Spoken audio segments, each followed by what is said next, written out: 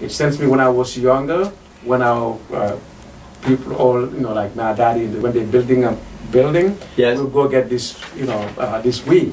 Yes. And they mix it in the mud, the wet mud. Yeah, yep.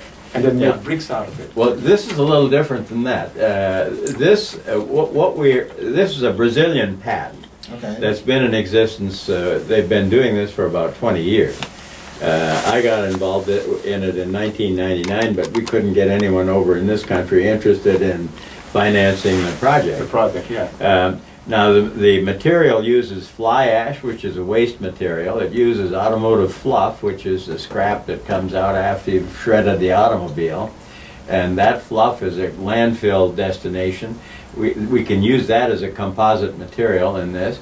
There's a chemical solution that's added to this to render the slurry into an effective means of blending with Portland cement. We add a little aggregate and we end up with a very strong block. It can be made as a cement block or a brick, but what we're choosing to do is build a 2-meter wide, 3-meter tall slab, which would have a tongue side and a groove side. And mating sections then would come together. The floor of the building is designed with a slot, and the panel is inserted into the slot and cemented in place. Okay, and that's what you construct these. And these houses will be built out of that, at a cost of around $9,000 a piece. For each dwelling unit. For each dwelling. Yep. Each dwelling, around $9,000.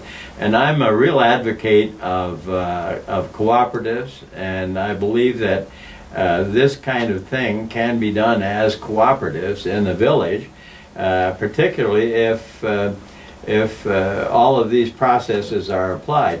Now we're trying to demonstrate that not only do you need to be thinking about food security and housing, you need to be thinking about the long-term prospects of jobs and good income for the individuals, profits to be generated by the investors who put the money into this, and a return to the country from exports of products that could come off of this unit.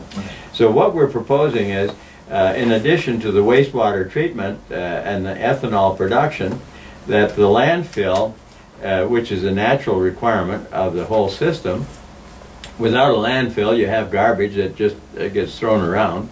So you have to have a landfill, and that does some recycling and some composting.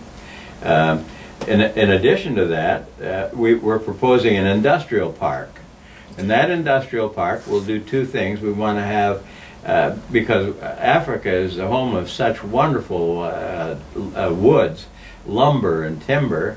I saw an article about a shipment of logs leaving Gambia, I think it was, for France for processing. Well, it's ridiculous to send the logs to France for processing.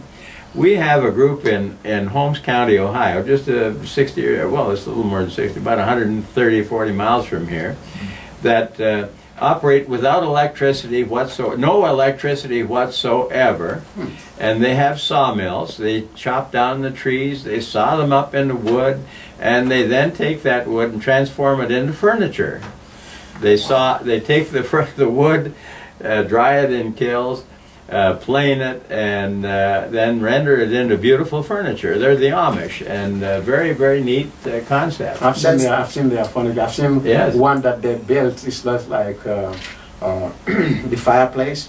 Yes. But I think it's. I think is it made out of wood or something? Or, well, they don't even have electricity. Those fire things that they make. Right. They don't use electricity. I think they make the parts, but I don't think they actually use the electric fireplaces because. Let me just go one more time and do this radio. And once you're done there, there was a question I wanted to ask you. So okay. Red. Blessings this holiday season, please consider showing appreciation to your all-volunteer radio station by giving a generous donation during our Memberthon. Your donation of $25 or more gives you a voice in our WAIF community. You get to attend the annual meeting and cast a vote. You receive the WAIF alert, and you'll get a small token of our thanks to remember us all year long. We appreciate our listeners and hope that you will show us how much you appreciate us by giving what you can. Thank you for being a valued part of our community. All right, back on the program, we Mr. Lawson here, talking about food security, clean water, modern housing, and all that kind of stuff, all that good stuff for everybody. And Mr. Lawson, we really, really appreciate for you coming out here, giving this information out to our listeners. And I hope our listeners also do appreciate what they're hearing from Mr. Lawson. The number here is 749-1444. That's the number to the station.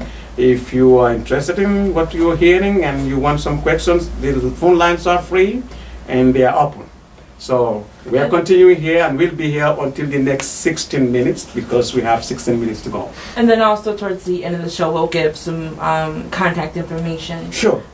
So that if anyone has any further inquiries, they can get more details. Because like Maura was saying, an hour can go by really fast. And so, It's almost gone. Now, the question that I wanted to ask, and I see this, what I look at as a master plan here, and listening to you and looking at it, it seems to me like you're talking about basically going out to develop a carefully planned, coordinated community, entirely new community wherever you go, right? Yeah. Okay. Now, so that brings me to my next question, and I have an observation about that, but I wanted to, how much land space? I see numbers here, but I have no idea concept of that rectangle that you see on the page represents 390 hectares.